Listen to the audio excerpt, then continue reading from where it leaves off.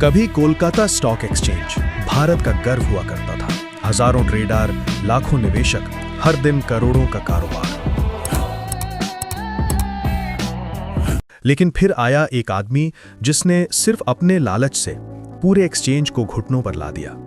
एक ऐसा खिलाड़ी जिसने हर सिस्टम को अपने इशारों पर नचाया। और जब उसका खेल खत्म हुआ, कोलकाता स्टॉक एक्सचेंज कभी दोबारा खड़ा नहीं हो पाया। उसका नाम था केतन पारेख, वो जिसे कभी हर्षद मेहता का शिष्य कहा गया, पर जिसने अपने गुरु से भी बड़ा खेल खेला। भारत की शेयर मार्केट में एक ऐसा दौर आया था जब लोग सोचते थे कि शेयर मार्केट में बस पैसा ही पैसा है। 1992 में हुआ हर्षद मेहता स्कैम थोड़ा पुराना नहीं पड़ा था कि सिर्फ कुछ सालों बाद उसका शिष्य माने जाने वाले एक व्यक्ति ने फिर से सिस्टम को हिला दिया।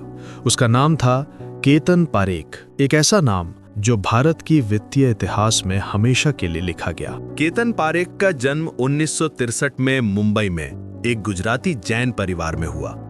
वो पढ़ाई में तेज था और बाद में चार्टर्ड अकाउंटेंट बना, लेकिन उसकी दिलचस्पी हमेशा शेयर मार्केट में थी।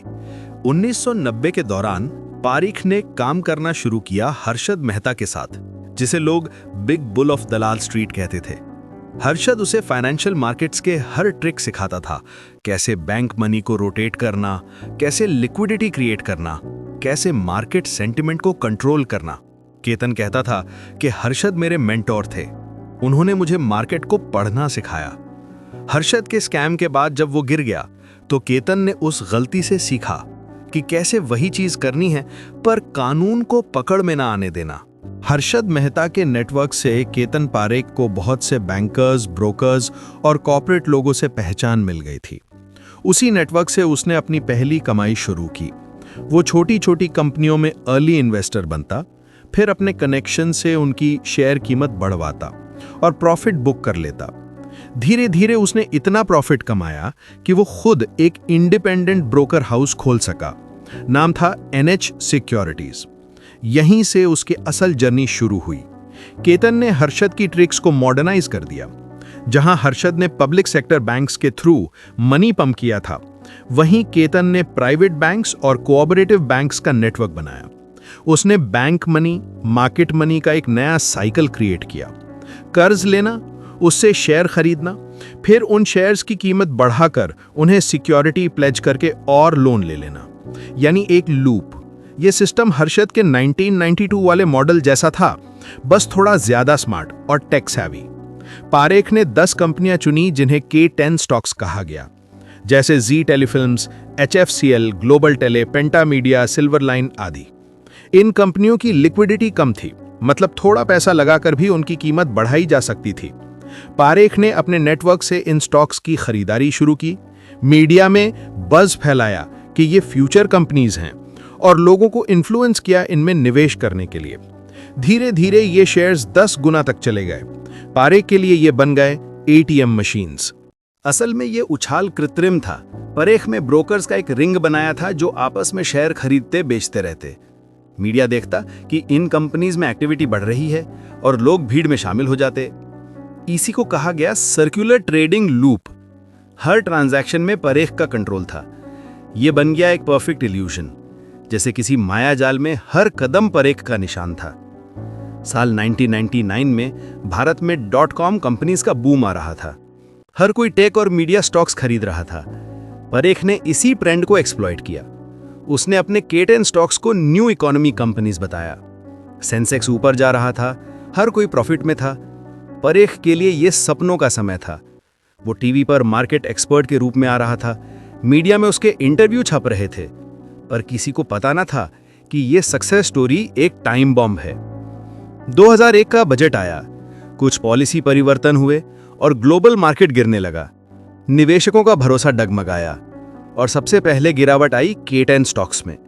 लोग भागने लगे, पर एग्जिट डोर बहुत छोटा था। पारेख के पास जो शेयर्स थे वो बेच ना पाया। कर्ज के पैसे डूब गए। माधवपुरा मर्केंटाइल कोऑपरेटिव बैंक ने उसे लगभग 800 करोड़ रुपए का लोन दिया था, जो कभी वापस नहीं आ पाया। बैंक डूब गया और पूरे फाइनेंशियल सिस्टम में शॉकवेव्स फैल गई। जब बैंक डूबा तो रिजर्व बैंक और सेबी को सवाल मिले, इतना लोन एक ब्रोकर्स को कैसे? जांच शुरू हुई और पता चला कि पारेख ने कई बैंकों से लोन लेकर शेयर कीमतें इन्फ्लेट की थीं। इससे ना सिर्फ शेयर मार्केट क्रैश हुआ, बल्कि कई ब्रोकर्स, बैंक और निवेशक बर्बाद हो गए। ये मार्केट क्रैश ऑफ 2001 के नाम से इतिहास में लिखा गया। इस घटना का सबसे बड़ा झटका छोटे एक्सचेंज जैसे कलकत्ता स्टॉक एक्सचेंज को लगा। सीएसई पहले ही लो वॉल्यूम मार्केट था। केतन पारेख के कारण जब भरोसा टूटा तो इन्वेस्टर्स ने सीएसई में ट्रेड करना लगभग बंद कर दिया। कई ब्रोकर्स भाग गए, कंपनियां डीलिस्ट हो गईं और ट्रेडिंग लगभग शून्य हो गई। 2000 के दशक के अंत तक सीएसई सिर्फ नाम भर का रह गया, एक सिंबॉलिक एक्सचेंज जो कभी भारत के टॉप 3 में गिना जाता था। सेबी ने केतन पारेख और उसके नेटवर्क पर कई चार्ज लगाए। उसे 14 साल के लिए ट्रेडिंग से बैन किया गया। 2008 में कोर्ट ने उसे दोषी ठहराया। कई ब्रोकर्स के लाइसेंस रद्द किए गए, बैंक मर्ज कर दिए गए और रूल्स कड़े बनाए गए। पर नुकसान हो चुका था, निवेशकों का भरोसा टूट चुका था। इस कहानी से 3 बड़ी सीखें मिलती हैं। पहली, कभी भी भेड़ चाल में मत चलो। दूसरी, जब शेयर कीमत बहुत तेज बढ़े तो उसका रीजन समझो। तीसरी, मार्केट में ट्रस्ट सबसे कीमती चीज है, एक बार टूटा तो वापस आना मुश्किल है। केतन पारेख ने शायद सोचा था कि वो सिस्टम को बीट कर सकता है, लेकिन आखिर सिस्टम ने ही उसे हरा दिया। हर्षद मेहता का छात्र होने के बावजूद वो उनसे भी ज्यादा खतरनाक निकला, पर अंजाम वही हुआ, बर्बादी। आज भी जब लोग बड़ी तेजी या पंप एंड डंप देखते हैं तो उन्हें याद आता है केतन पारेख स्कैम, जिसने सिखाया कि शेयर मार्केट में सिर्फ प्रॉफिट नहीं, इंटेग्रिटी भी जरूरी है। अगर आपको ये कहानी जानकारीपूर्ण लगी हो तो वीडियो को लाइक करें, शेयर करें और हमारे चैनल को सब्सक्राइब करना ना भूलें। फिर मिलेंगे एक नई सच्ची कहानी के साथ।